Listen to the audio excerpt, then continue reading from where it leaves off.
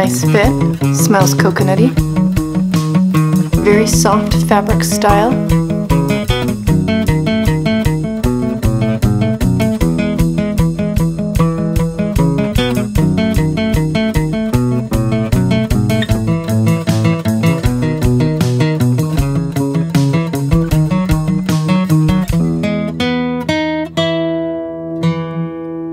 Okay, so that was a little skin prep. To jump into this video, I'm going to talk about makeup. This is one of the boxes I was alluding to last week, the Beauty Heroes Makeup Discovery box. I'm really excited to talk about it, particularly because I kind of at first thought the products didn't work for me.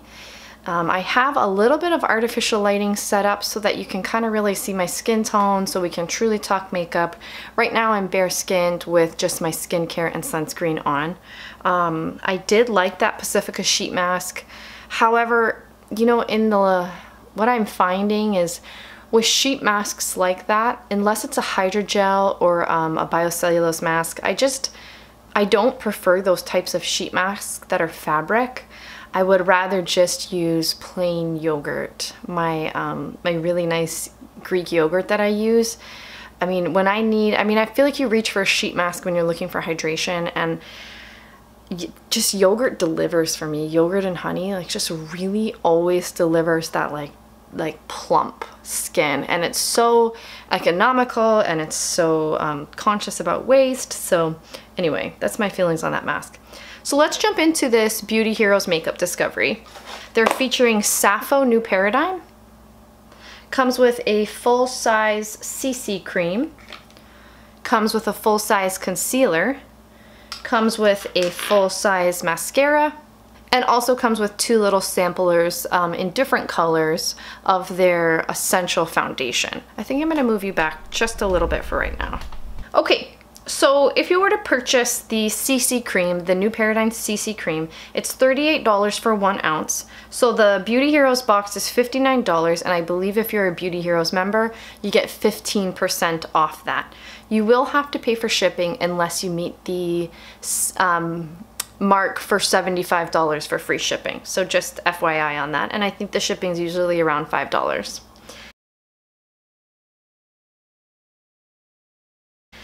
Now, the CC cream comes in 5 shades: fair, medium, caramel, light, and dark. I chose the caramel color. You can check out how it looks on my face when I put it on. It's a little bit yellow for me, but I really have trouble fitting into a 5-shade category. You know, most people do. So one thing I wanted to point out is they do have a dark shade, and when you look on the dark shade, because obviously 5 shades isn't very many, but when you look on their dark shade, they say they are working on trying to get even deeper tones. Just make note of that. Base of it is aloe leaf juice. We have some jojoba seed oil, some coconut oil. It is surprising to me that in the CC cream that they chose to go with coconut oil, considering a lot of people with acne-prone skin consider it a comedogenic ingredient, pore clogging ingredient. So I have no problem with coconut oil. It works fine for my skin. So then they have some things in here that help support it being made into a cream. Really quickly, I'll just flash them up here on the screen. First, we have this ingredient. It's an emollient made from castor oil. Next, we have this ingredient, another emollient. Then we have this ingredient, which is an emulsifier.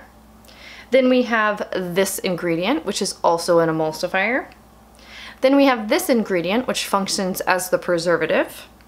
Then we have some xanthium gum, some apple, pineapple, pomegranate juice, some essential oils, and then obviously the pigments. I find that the formula is actually really lovely. The concealer is pretty straightforward too. It's some oils, some waxes, vitamin E, some pigments. So what I wanted to do right now was kind of apply the makeup and then also talk about what I normally use. So I normally don't reach for things like CC creams simply because I have this hyperpigmentation. And so it really, when you're dealing with something that has only 5 shades, it really generally is hard for me to find something that gives any real coverage. I have been really impressed by how pigmented this is. It almost seems like a foundation to me. So I normally use the Grete Minimalist Corrective Serum Foundation. So really quickly, I wanted to show you this on my skin tone, okay? So there's that. And then when I buff it in, I get a pretty good match. You know, obviously when you watch anybody put foundation on camera, I always think that like, really that shade works for them? So here is the Sappho Caramel. Obviously you can see it's like such a freaking stellar match. When I buff it in, it's got a little bit more of the red tones. Okay, so this is the Grete Minimalist Corrective Serum Foundation in 5. This is the caramel of the CC cream. And now remember, I apply the CC cream in a lighter layer. So if I buff this in, which is what I normally get, I get really good coverage, right?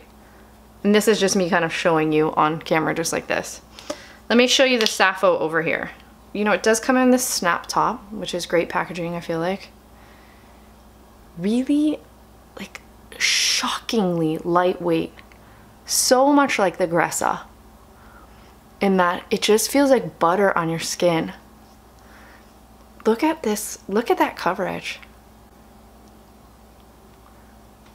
You know, when I first started playing with it, I really thought this product wasn't for me. And then because I kept testing it out, I kept being like, wow. And then I would come home at the end of the day and it would still be in, I would take off my makeup, it would still all be on there. Like, it just has a really lovely staying powder. My hands are a mess, so let me just go take care of all of this and I'm gonna come right back. The other thing I've kind of been playing around with doing, because I don't generally wear a full face of makeup, is I'll put a little of the Honua Skincare's Malu sunscreen and then I'll mix a little bit of it in there to give the sunscreen a tint. I'm gonna have to take this ring off. And that also helps give it this sort of super dewy. And I find I've been so impressed with the Sappho because you really can get a really dewy finish. Like, this is the Malu and Sappho together. And I just find that I feel like it evens out my skin tone really nicely without being too much. Okay, now let's talk about the concealer. So it's a full-size concealer, and I always use the RMS on Cover Up in 33. You might be able to tell, like, the Sappho is a little bit yellow on me. Like, the RMS and the Grete tend to be a little bit more on the creamy, less yellowy side. So let's just pat it in here.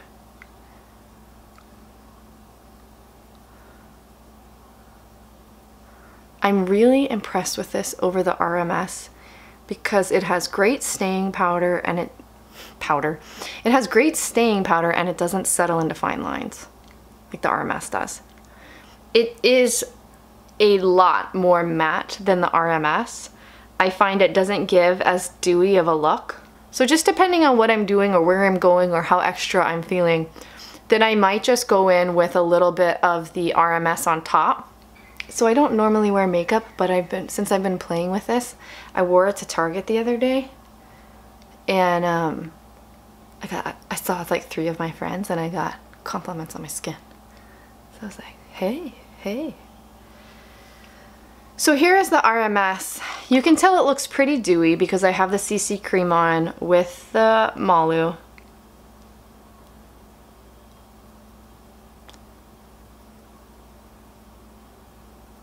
So now I'm just gonna put on the mascara as well. I wanted to tell you a little bit about Sappho. It was started by a woman named Joanne Fowler. She's a celebrity makeup artist, and one of her clients wanted paraben-free makeup. So she kind of set about making it, and at the time, she was the lead makeup artist on The L Word. I don't know if you've ever heard of that show. It was on HBO. It's really good. It's really sexy. So she ended up testing out all the makeup on her actresses So then she actually named a lot of the essential foundations after her actresses. So they all have different names. So 2 of the essential foundations that came in the caramel box are the Sarah and the Sarita base. So here's the mascara, vegan mascara. All the products are vegan. It reminds me right off the bat of the Well People Bio Expressionist mascara. So check out the wand.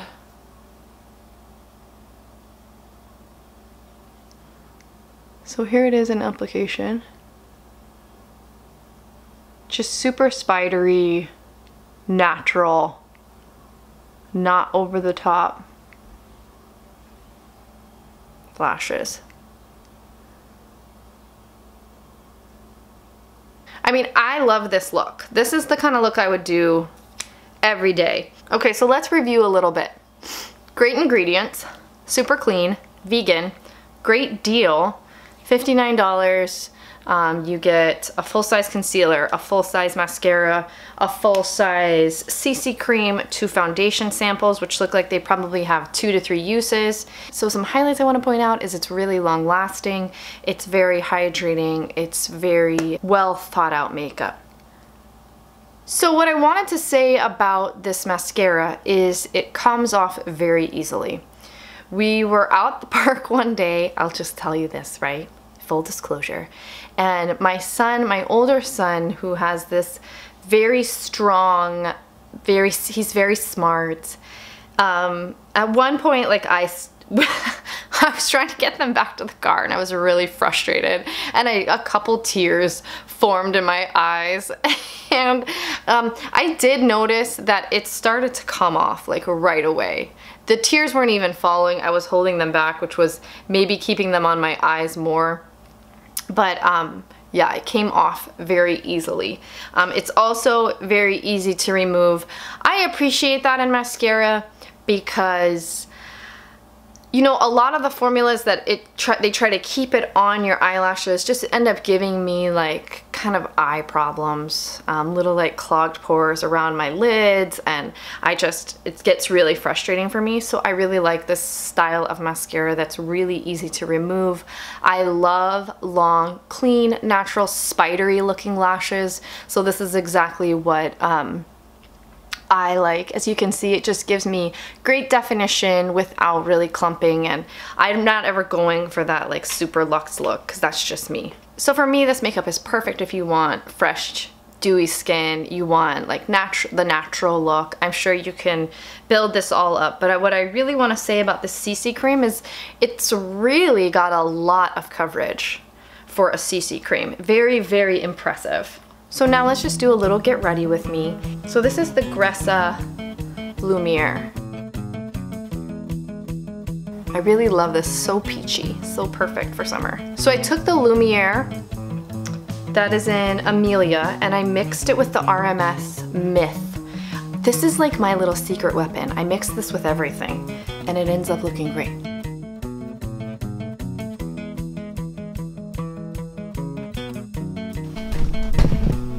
Okay, now that the makeup's done, I can move you a little further away. What do you guys think? Pretty good? Pretty good? Okay, so now I want to tell you about this study I read about off the Drudge Report, actually. It was published in the Cell, Death, and Disease. Here's the name of the article. And it pertains to us because it's about skin aging. Now, it's very technical, it's very sciencey. I'm gonna link it below, and if you are a nerd, which a lot of us are, you might wanna read about it. It definitely gets into the deep cellular biology, so at some points I did get lost. But I can tell you the interesting thing about the study. So basically, our body is composed of cells. A cell looks like this.